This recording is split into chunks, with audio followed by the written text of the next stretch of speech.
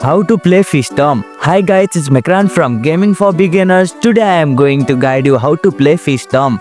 Playing Fishdom is quite easy, so without any delay, let's start the video. Open the game. Launch Fishdom app on your mobile device. Understand the gameplay. Complete match 3 puzzle levels by swapping tiles to create match of 3 or more similar items. Level objective. Each level has specific goals such as clearing tiles, collecting items, or breaking obstacles.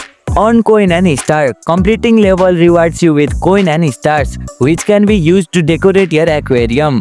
Decorate your aquarium.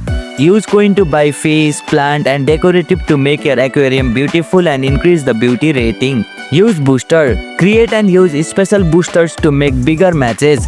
Boosters like bomb or firecracker can help clear through levels. Interact with fish. Add fish to your aquarium and enjoy their fun personality and dialogues. And here you go, it's done. That's how you can play Fishdom. If you liked our video, press the thumbs up and share button. If you have any question, comment down below and don't forget to subscribe the channel for more tutorials.